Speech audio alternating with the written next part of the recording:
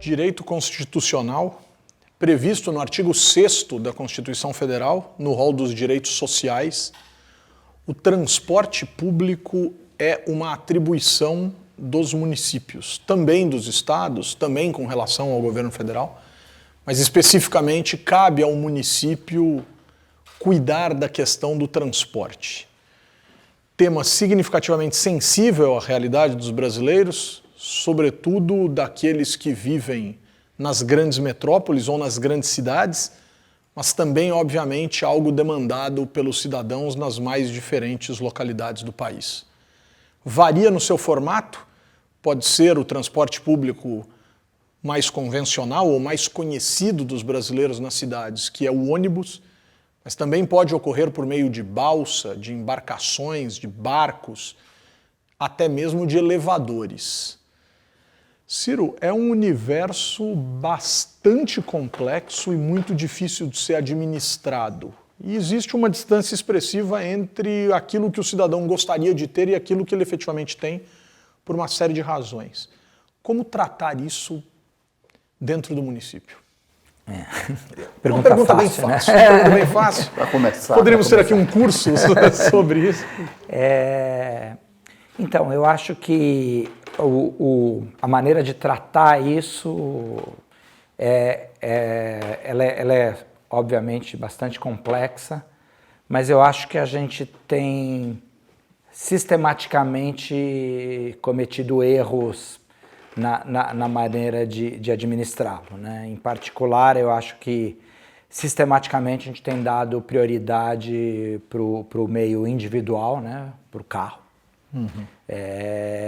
Em detrimento tanto dos modais ativos quanto do transporte público propriamente. Então, acho que esse foi um erro histórico que a gente tem incorrido e que começou a reverter bem recentemente no Brasil. Acho que na última década a gente assistiu os municípios aos poucos caindo a ficha, né, de que esse não era a política pública em termos gerais, né, que deveria ser adotada. Isso aí é um movimento que até nos Estados Unidos tem um modelo completamente voltado para o carro, né? Também, isso na última década, eles começaram a perceber que isso não ia funcionar nas grandes cidades, né? As cidades pequenas e médias dos Estados Unidos, isso não dá nenhum sinal de estar mudando o modelo, até porque ele relativamente funciona, né? Algo que é o modelo europeu desde sempre, né? O modelo europeu sempre foi um modelo que deu muita prioridade para o transporte público vis-à-vis o transporte individual privado, né? Então, eu acho que, ao mesmo tempo que teve uma série de erros e agora corrigi-los vai tomar tempo, né? Eu tenho uma visão um pouco otimista aí, de que as pessoas estão mudando um pouco, né? Acho que a novidade para a Europa, eu acho, é o modal ativo, né? Acho que isso é uma novidade geral. As pessoas nunca tinham parado tanto para pensar na relevância de caminhar e de pedalar. A gente chama de modal ativo o que o cidadão se movimenta de alguma maneira? O que é exatamente o conceito de modal ativo? Andar a pé e de bicicleta, a grosso modo, são os modais ativos. Claro, você podia somar aí skate, sei lá, mas... Patinete e assim por diante, né? Não sei por quanto vai caminhar isso aí, que são exatamente, mas você definiu bem, Humberto, o quanto que são modais que você usa a sua própria energia como força propulsora, né? Então, num mundo em que continuou avançando a tecnologia consideravelmente, mas não houve nenhuma revolução energética relevante, e isso passou a ser a maneira de a gente continuar crescendo sem colapsar o sistema, seja ambientalmente, seja por congestionamento, né? Então, eu acho que essa mudança está ocorrendo, né? Se eu desse essa aula 5 anos atrás, eu estaria advogando que tem que ocorrer essa mudança. Mas falando hoje em dia, eu acho que ela está acontecendo mais lentamente do que deveria. Você nota alguns passos para trás ocorrendo, né? Espero que sejam 2 passos para trás para dar vários para frente depois, né? Mas, sendo super otimista aqui. Mas eu acho que, no geral, quem tentar reverter isso aqui, a população não vai deixar. Né? Eu acho que existe já uma conscientização de que há esse espaço.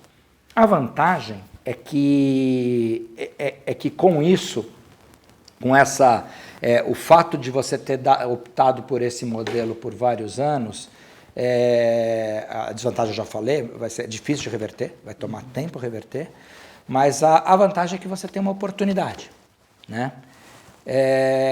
E a oportunidade no espaço, né? A gente esquece muitas vezes que o viário ocupa uma parcela enorme do espaço público. Pelo menos aí 25% do espaço público é dedicado ao viário, né? A gente esquece disso, né? E a divisão disso é super conhecida hoje em dia, né? Ela é absolutamente desproporcional, né? Você pegar, no caso do Brasil em geral, São Paulo em particular, né? Você tem algo como, pegando só o espaço viário mesmo, ignorando um pouco as calçadas, você tem algo como 80% desse espaço dedicado ao automóvel, né?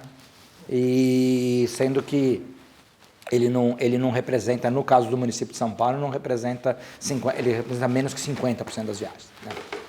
Isso te gera uma oportunidade, né? Se você pegar, em termos de política pública, se você realocar esse espaço em direção ao transporte público, você tem uma oportunidade incrível, né? Eu acho que tem 3 mudanças tecnológicas, eu já falei, eu tenho repetido isso porque é importante a gente não esquecer, que vão mudar muito a cara dos transportes nos próximos 10 anos, né?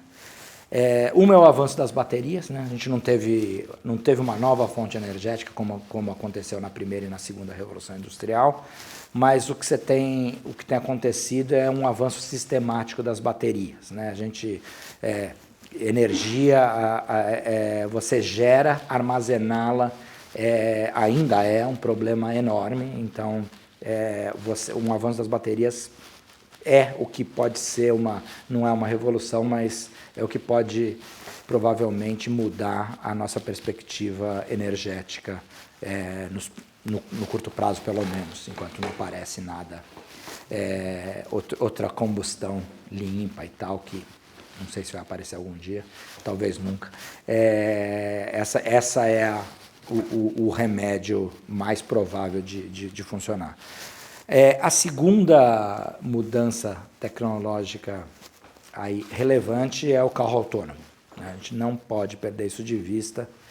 E a terceira, eu diria, é uma renovação, uma inovação no modelo de negócios, que é o compartilhamento.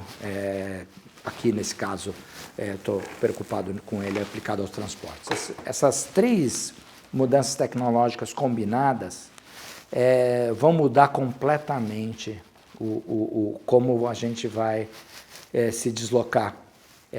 Não exatamente o modo como a gente vai se deslocar, mas o modelo de negócios como a gente vai se deslocar, né? Isso que acho que a gente tem que ter isso em mente, e por isso é um risco tão grande de estarem fazendo contratos aí de longo prazo, no momento que a gente não sabe exatamente para onde vai caminhar. Ciro, você colocou para nós esse modus operandi de um carrocentrismo no Brasil, né? Tudo está em torno do carro. Dada aí a sua experiência, não só como acadêmico, mas como um gestor que trabalhou aqui no município de São Paulo, o que é possível pensar no curto prazo, antes de nós pensarmos no longo prazo, em ações que possam ir alterando, né, o transporte individual para o transporte coletivo? Eu acho que tem aí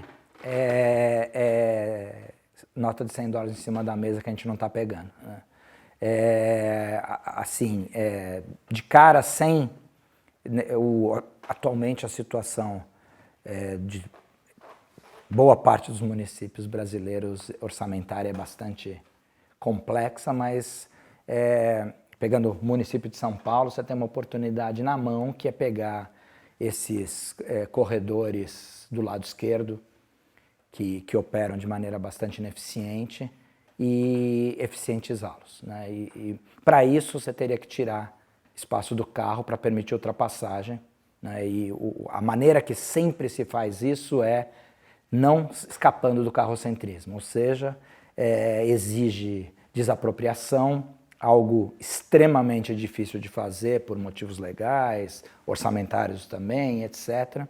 Mas se você simplesmente estiver disposto a tirar espaço do carro, tirar uma pista inteira de um carro, você faz a custo baixíssimo o ponto de ultrapassagem. Se você fizer isso e fizer entrada em nível, você tem o que se chama de BRT, né? Assim, se pegar aquelas, como eu terminei antes, né, da nossa parada aí, essas 3 mudanças tecnológicas, por que elas são tão... ninguém duvidou que elas eram relevantes, né? Mas você vê o que acontece, assim, o carro autônomo, eles tinham uma previsão que ele estaria ativo em 5 anos, né? Contando de hoje um pouco mais, em 2020, 2021, é quando eles tinham a expectativa de começar a lançar comercialmente o carro autônomo. A parte de pilotos, ele já funciona, sim, ele realmente funciona, não é ficção científica mais, né? Mas a ideia deles é que isso ia demorar muito tempo para entrar. Por quê? Porque a ideia, olhando o padrão de consumo, é que poucas pessoas estariam dispostas a pagar esse valor adicional por esse feature, né? Por esse atributo de ser autônomo. Exceto que, com compartilhamento, você tem um uso tão intensivo desse capital que ele deve se pagar rapidamente o quanto que você tem que investir a mais de capital, né? A indústria automobilística já está trabalhando com uma perspectiva de que nos próximos 10 anos as vendas deles devem cair para 1/6 do que é atualmente. Quer dizer, eles vão vender menos do que 20% do que eles estão vendendo atualmente. Isso é uma violência. O que acontece com isso? De cara, você deve, em grandes cidades, diminuir drasticamente a demanda por estacionamento, né? Então, isso já é um espaço público sendo aberto, né? Como eu falei, e agora aplicando para ônibus, né? Se eu tenho um ônibus autônomo e num corredor, montar um ônibus autônomo deve ser trivial perto do que eles estão fazendo para montar isso para o carro, para o automóvel. Se eu faço isso, um ônibus autônomo com ultrapassagem e elétrico, funcionando que eu juntei com a terceira mudança energética, né, com a terceira inovação que eu comentei, você não tem mais nenhum sentido fazer novos metrôs, né? Algo que eu já achava completamente não, mas achava difícil de acreditar que essa era a solução, e nenhum político vai ter coragem de dizer, porque a população não vai acreditar, então todos vão falar que vão fazer quilômetros e quilômetros de metrô, mas já estava impossível. Quer dizer, a gente não consegue fazer, a gente não chega a 2 km por ano, se fizer a conta honestamente, né? Claro que você vai querer diminuir isso, se você é de oposição, se você é de situação, você vai querer inflar, pegando anos específicos que se entregou uma linha, mas vamos ser honestos, a gente não faz 2 km por ano. Claro que daí a oposição vai dizer que isso é incompetência da situação e tal. Então tá, vamos dizer que entre um governo, dizer que isso é verdade, e que entre um governo brilhante consiga, dobrar isso. Eles são geniais, né? Vão dobrar algo que depois de passar pelo setor público, se a pessoa não está fazendo é porque não é fácil de fazer, né? Mas enfim, já é uma utopia dizer que vai dobrar. Quer dizer, se eu fizer 4 km por ano, pegando a região metropolitana de São Paulo, para fazer 400 km vai me levar 100 anos. Não existe isso. A conta não fecha. A conta nunca vai fechar, né? E passou a ser, quer dizer, todas as vantagens, a única desvantagem, entre aspas, da opção BRT, somando com essas 3 inovações que eu falei, e sobre, nesse caso, a mudança no modelo de negócios, a inovação no modelo de negócios abriria espaço, então seria mais possível politicamente você tirar espaço do carro, uma vez que ele vai ser menos necessário. A única vantagem com o veículo elétrico autônomo de um metrô seria não tirar espaço do carro. Então, quer dizer, então essa é a perspectiva que eu vejo. Você tem que fazer seriamente uma virada em direção a fazer transporte de massa com ônibus. Essa é a... Agora, Ciro, a gente tem um desafio cultural aí dos mais expressivos. Eu poderia dividir aqui rapidamente em 3 rápidos aspectos, né? Quer dizer, certamente você tem uma sensação de ameaça de perda de emprego de categorias, por exemplo, importantes nas cidades. Em São Paulo, por exemplo, o Sindicato dos Cobradores e Motoristas é um sindicato que tem um impacto na vida da sociedade e certamente reclamaria. Você tem toda a lógica da indústria automotiva, desde os interesses mais comerciais, passando também pela lógica dos trabalhadores. E você tem a cultura do carro, né? Essa ideia do prazer de dirigir, do prazer da autonomia que lhe dá ter um carro, enfim, vence muito isso como marketing. A gente está falando também de uma reforma, de uma revolução cultural, não? Então, essa de novo, seguindo otimista nessa aula, eu vejo os meus alunos, quando eu converso com os meus alunos, eles não têm essa cultura. E essa cultura eu tinha. Quando eu fiz 18 anos, eu estava desesperado para tirar carta. Não, né? E eu converso hoje com alunos de 22. Eu não tirei carta porque tem que... Né? Até vão tirar, mas não tem nenhuma ansiedade com isso. Né? No fundo, Humberto, você vê... eu hoje em dia fico desesperado se por acaso eu estou de carro, né? Porque eu tenho que fazer alguma coisa que vai ser mais prático. Eu quero deixar ele de volta em casa porque ficar com ele é um estorvo, né? E é muito mais confortável você ir num bom ônibus desses de boa qualidade e tal, você vai lendo, né? Quer dizer, vai falando no celular, vai checando e-mail. É muito mais agradável, no fundo, né? Assim que a pessoa perceber isso, claro, eu estou pegando um modelo que você está indo sentado e tal, né? Não é a realidade do dia a dia. Estou pensando em termos ideais. Assim como também usar o carro de forma confortável é um ideal que a gente não alcança. Não alcança, porque é o tempo, né? Quer dizer, você pega... em Bogotá, todo mundo que eu conheço, que em geral tem carro até, mas não vai para o trabalho de carro de jeito nenhum, porque ele vai esmagado no Transmilênio, mas entre levar 25 minutos e levar 1 hora, né? Como a piada comum em transportes é que tem 3 coisas relevantes em transportes, né? Velocidade e velocidade, né? Então, essa conta você faz pesadamente. Em Nova York, você vai apertado no metrô, não apertado que nem na leste-oeste, que alguns alunos aqui devem enfrentar, muito menos que nem no Transmilênio, mas você não vai sentado, né? Um ou outro que vão sentado, mas... um monte de gente que tem carro, a posse de carro em Nova York, você tem a impressão que quase ninguém tem carro. Não, a posse de carro é maior do que aqui. Só que o cara deixa o carro parado, não tem... E aí a cidade anda, né? A cidade flui, né? Então, eu acho que essa revolução cultural, talvez a revolução seja um pouco forte, mas essa mudança cultural já começou também, Humberto. E ela vai ser natural, né? Quantas pessoas que têm esse perfil de aos 18 estava desesperado para tirar a carta e que hoje tem uma estação de metrô perto da sua casa e prefere 1000 vezes de metrô, se o trabalho também é perto do metrô. A conectividade hoje para o jovem é mais importante do que o transporte, né? Do que o carro, do transporte individual próprio. É isso, as pesquisas têm mostrado isso. É isso, tem um equívoco de você achar que o transporte você está consumindo o transporte, né? Na verdade, o teu consumo é ir de A para B, não é, né? Então, a indústria automobilística conseguiu muito bem vender de que o uso do próprio carro trazia um consumo dentro dele, né?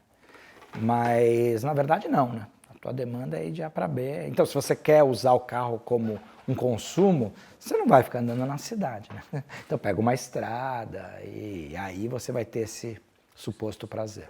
Ô Ciro, em termos de políticas públicas, ainda falando do carrocentrismo, o que nós podemos pensar em termos de instrumento para desincentivar o uso do carro? Por exemplo, se falava muito da questão de pedágio urbano, adotado, né, em algumas metrópoles em torno do mundo.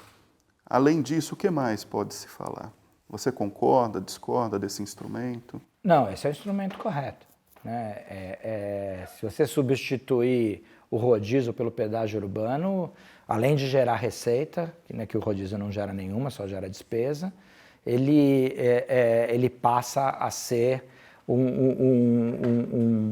uma maneira que você vai ter pessoas que realmente precisam andar 5 dias por semana, vão pagar por isso, vão estar mais felizes do que pessoas que não precisam tanto, mas já que é de graça usam, né? Então você tem uma melhoria para os indivíduos e simultaneamente arrecada, né? Então não tem como comparar esquecendo a política, né? Pedágio urbano com rodízio, né? Uma das coisas que eu acho que foi relevante que a gente fez na gestão passada, que eu tive bastante envolvido, foi a maneira como a gente regulamentou o uso do que a gente está chamando de placa cinza, né? Ou seja, esse transporte que usa Uber 99, Cabify, Easy Taxi, que estão oferecendo em São Paulo. E esse, né, ele vem dessa inovação que eu comentei, né, da economia compartilhada dentro dos transportes, e ele é muito a gente regulamentou cobrando pelo uso do viário, que é a maneira economicamente correta de você cobrar, e além disso ele tem diferenças dependendo do horário, dependendo do local onde você está. No centro expandido ele tem que pagar muito mais do que na periferia, em princípio aumentando o incentivo a ter mais desses carros na periferia que faltam hoje. Tem demanda não atendida na periferia, né? E também nos horários, quer dizer, faltam carros. Eu gostaria que tivesse muito mais carros desses à noite, em vez da pessoa beber e dirigir, né? Isso é um mecanismo bastante flexível, a custo zero, no sentido de que se aproveita o próprio celular do motorista para fazer isso, né? Acho que você conseguir, então, falando de pedágio urbano, você conseguir um pedágio urbano mais perfeito, sem necessidade de um investimento tecnológico pesado, a gente tem essa oportunidade com o avanço da tecnologia móvel, né? Então, esse seria um caminho por aí. A outra coisa meio óbvia, Fernando, que conectando totalmente no que eu falei, é tirar espaço mesmo, né? Quer dizer, agora que está esse debate em cima das ciclovias, né? Então, alguns falam, por que fizeram a ciclovia que passa uma bicicleta a cada 5 minutos? Né? Eu diria, mas por que tirá-la? Né? Quer dizer, em outras palavras, talvez o maior benefício da ciclovia tenha sido retirar vagas de estacionamento. Talvez esse benefício seja ainda maior do que o que adicionou de segurança para os ciclistas, que é super relevante, né? Então, a política de retirar espaços exagerados é a política pública que quebraria o carrocentrismo pesadamente. Agora, Ciro, a gente pensar um pouco na ideia de como construir uma política pública de transporte, como planejar. É uma política que tem um nível de transversalidade bastante expressivo, né? Você discute transporte, você discute também questões ambientais, você discute questões relacionadas a toda a oferta de tudo que uma cidade pode ter, enfim. O quão complexo é, né? Queria adicionar nessa minha pergunta também a questão da segurança, né? Adianta ter transporte e não ter segurança pública, quanto um afeta o outro, quer dizer, como é complexo planejar transporte público numa cidade? O quão complexo é? É bastante complexo, né? Pensando nisso, e acho que as pessoas levam menos, né? Os transporteiros levam menos em conta essa gama de interações do que deveriam. Mas não é mais complexo do que saúde, educação, né? Enfim. Eu acho que, ao contrário de saúde e educação, para mim, a solução tá muito fácil perto de saúde e educação, né? Quer dizer, não, mobilidade, algo super intrincado. Em saúde e educação, você não tem essa oportunidade do carrocentrismo. Então, se eu quebrar o carrocentrismo, não que isso seja trivial, é longe disso, eu acho que eu resolvo o problema de mobilidade. Porque vocês ficam, a gente fica, em janeiro, o problema de congestionamento despenca, exceto quando tem uma enchente, enfim, né? Quando você olha o quanto saiu de carros da rua, diminui muito a demanda por transporte público, porque o estudante é um usuário bastante relevante, mas quanto diminuiu de carros na rua não passa de 15%. Por quê? Tradicionalmente você opera muito no limite. E deve ser assim, essa política. Ela tem algumas coisas, talvez pareça complexa, porque ela tem alguns resultados contraintuitivos, né, o transporte, né? Esse é um deles. Você não deve se programar a tua via para ela ficar completamente descongestionada. Você está jogando dinheiro fora se você fizer isso. Um certo grau de congestionamento é ótimo em termos de política pública. Tá? Então você sempre anda nesse limite em grandes cidades. Então, tanto que passou um pouquinho, você cai no que a gente chama de dreadlock, né? Você o carro não se move mais. Aconteceu um outro dia aí, enfim. Então, se eu tirar 15% dos veículos, o congestionamento resolveu, né? Então não está tão difícil quanto parece, né? É ter coragem, de realmente falar, não, eu vou enfrentar, retirar. É duro, né? Porque o Fábio Feldman, que implementou o rodízio, foi muito corajoso nisso. Ele tem dificuldades eleitorais bárbaras por causa disso, né? Então, quer dizer, não é qualquer um poucos políticos teriam coragem, né, de... Um outro semblante, inclusive, né? Era um semblante de o dia inteiro, mais por questões ambientais do que propriamente esse rodízio que tem hoje. E foi bem mais ousado, né? do que o que ele conseguiu aprovar. Você pegar hoje em dia, pra você ver como isso é, acho que ninguém toparia acabar com o rodízio. Ninguém não, sempre tem um maluco. Mas eu acho que isso, algum candidato que saísse com essa proposta, acho que seria detonado. Porque as pessoas, não, sem rodízio isso aqui... Vira um caos. Vira um caos. As pessoas têm essa consciência, né? As pessoas aceitam o rodízio hoje em dia, né? Então, quer dizer, eu acho que a gente... ela é complexa, mas ela tem uma saída, ela tem uma luz no fim do túnel muito clara.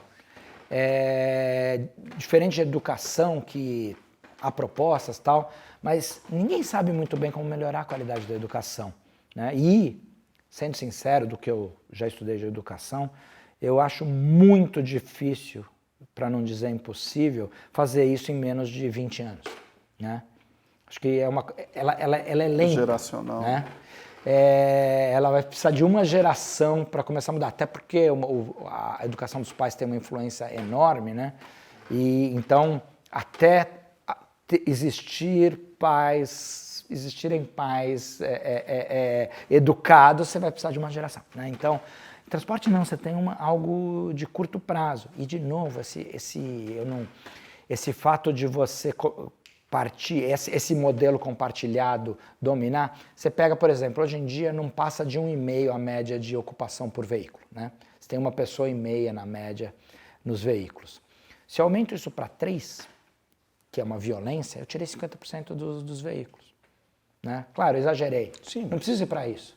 Vai de 1,5 para 2, já resolveu o problema de congestionamento. Né? Então, é o que eu falei lá, as nossas sendoras estão em cima da mesa, ninguém está tendo coragem de verdade de pegá-las. Né? E a grande dificuldade, eu diria, ali, uma das grandes dificuldades não é só essa mudança de cultura das pessoas, é a maneira como os concessionários dos transportes públicos acabaram por se apropriar dessa política e o quanto é difícil enfrentar esses grupos, convencê-los de que se eles não mudarem, eles estão aí condenados num médio prazo, né? Acho que isso talvez seja mais difícil mudar essa relação, do que de fato mudar a cultura das pessoas. Ciro, e aí pensando nas grandes cidades como São Paulo, nos horários de pico, né, naquela transumância de trabalhadores da periferia para o centro, né, que acaba sobrecarregando o sistema de transporte público. Nesse sentido, o que a política de transporte pode contribuir ou vem contribuindo a partir de experiências internacionais ou mesmo experiências nacionais? Então, quer dizer, pegando aqui onde a gente está, né, a Zona Leste não tem solução no transporte.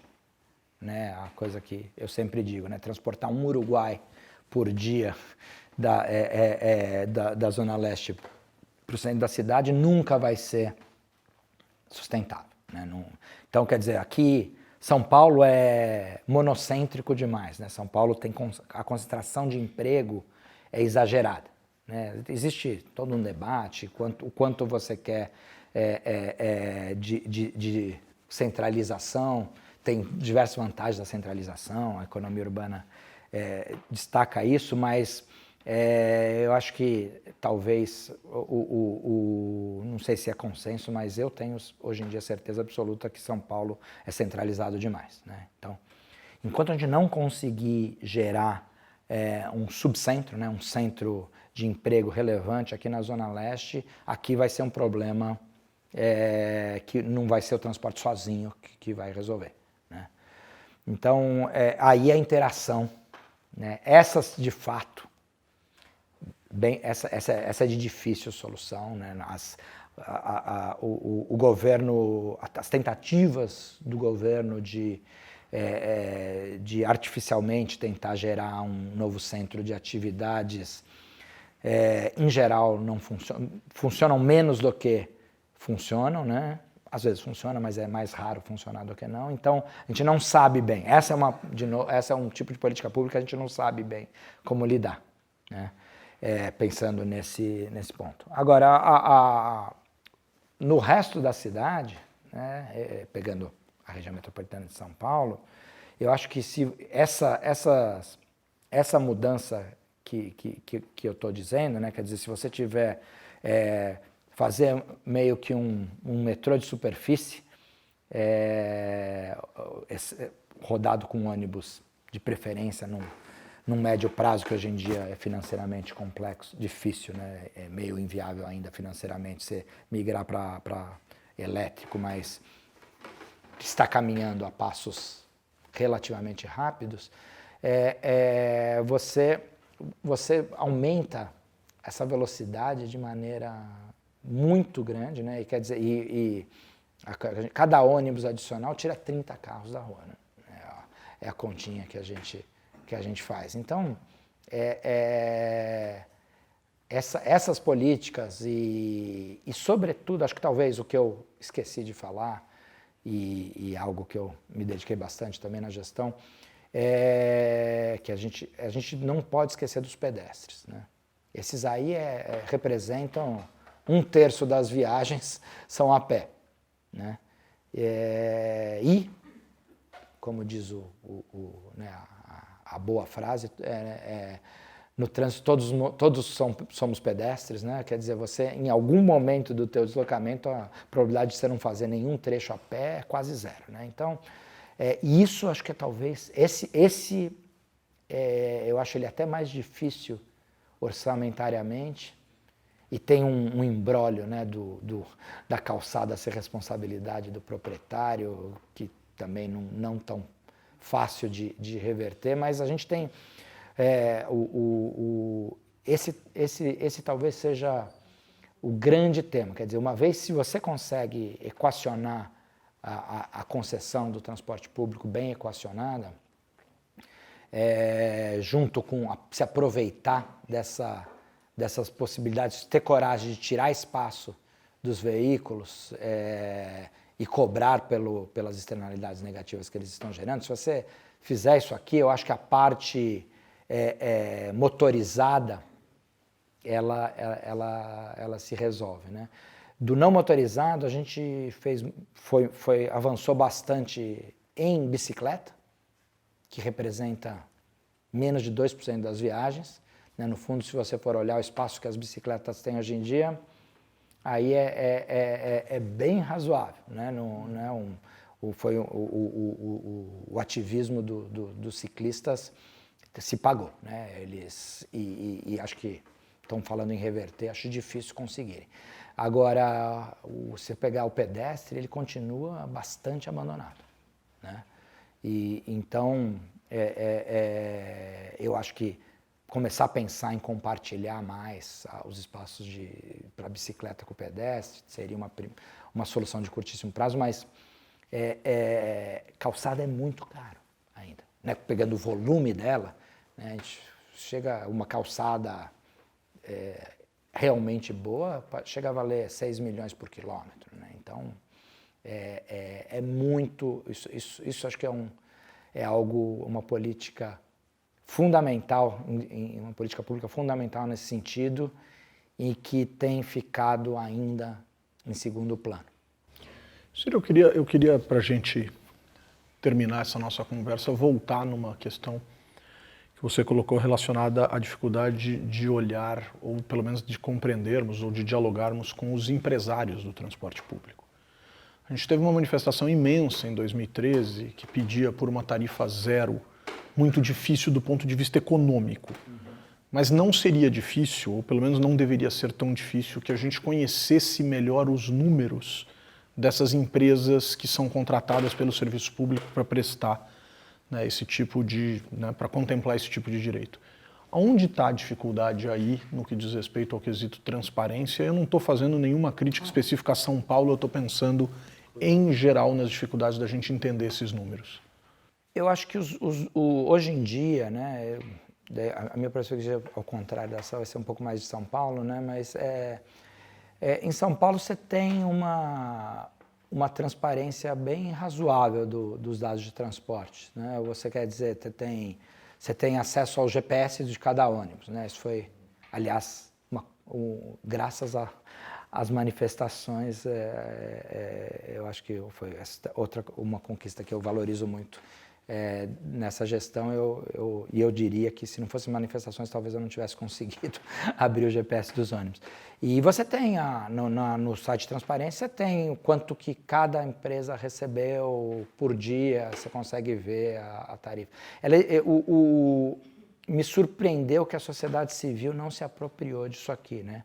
Sobretudo todos os movimentos que estavam tão ativos em pedir um passe livre, não se aproveitaram desse manancial de dados que tem agora para ser crítico com isso, né? Eu acho que o problema da relação com os concessionários, essa dificuldade com os empresários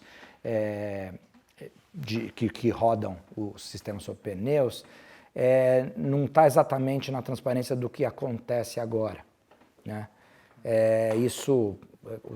A gente fez uma verificação independente profunda ali, e todos os relatórios foram ao ar e tal, e assim, as pessoas praticamente não usaram, a sociedade civil não usou toda essa informação que foi aberta. Mas eu acho que ela é difícil de usar, mas pô, não é possível que não tenha pessoas que poderiam transformar isso cada vez em coisas mais fáceis. Eu acho que o que acontece muito é que o formato que está, né, quer dizer, você pega assim, esses corredores que eu estava falando, eles têm 50 linhas. Eles não podiam ter mais do que 5 linhas passando. E aí o indivíduo fala, não, mas a minha linha ninguém pode tocar, né? Então, da maneira que é fechado o contrato, né? Então um monte de ônibus circulando vazio em diversos horários, né? No Rio é bem pior do que em São Paulo, mas isso é comum nas grandes cidades. Isso desaparece um pouco da perspectiva da sociedade civil, né? Então, então ela acaba, na verdade, reforçando o mesmo modelo. Você não consegue mexer nesse modelo, porque mesmo que você tome uma decisão de mexer profundamente no modelo, você tem uma barreira da própria população, né? E agora, quer dizer, as concessões, então, elas raramente inovam, né? As inovações são muito sutis em relação ao status quo. E, assim, eu acho que esse é a grande dificuldade e difícil de reverter. Muito bem. Complexo, mas fiquemos com um aspecto extremamente importante dessa nossa conversa, que existe uma luz no fim do túnel e ela parece bem clara. E esse é o desafio das cidades no que diz respeito ao atendimento a esse direito e a essa demanda tão essencial das sociedades, que é o transporte público. Ciro, muito obrigado pela entrevista. Eu que agradeço o convite.